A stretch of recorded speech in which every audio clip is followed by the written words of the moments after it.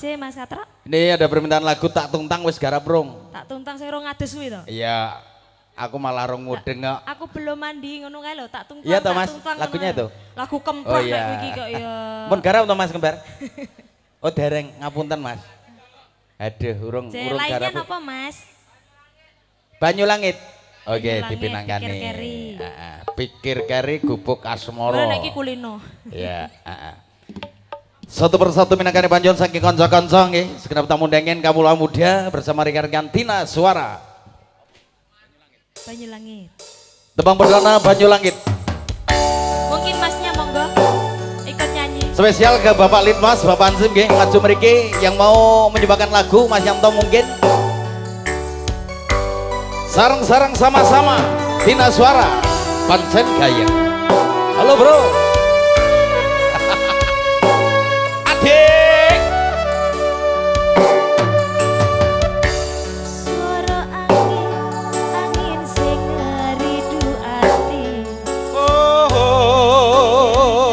Sliramu sing Aye. tak tresnani. Sopo kuwi? Pengen nangis ngetoke elo ning pipi. Sliramu Di kelas Mas, di kelas. senadyan mung ana mimpi. Ngalamun ngalamun ning dadaku.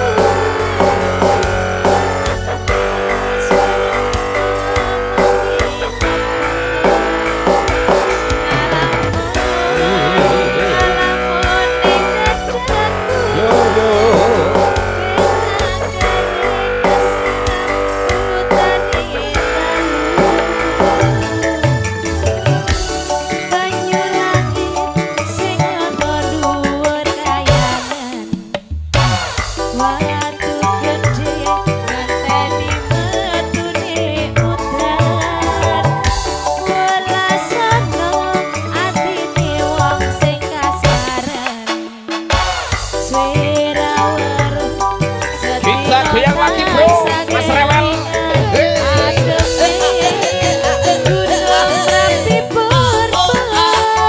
Rekutuk ulet. Aduh. Suaramu ngomong opo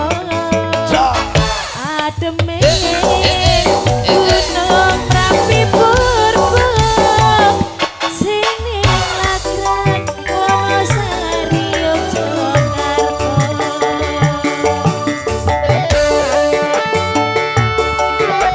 Tina Suara.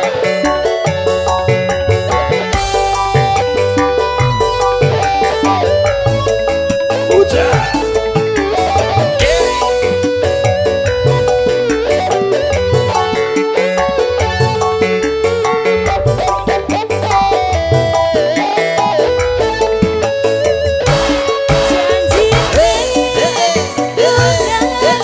nganti suwe-suwe pamit esuk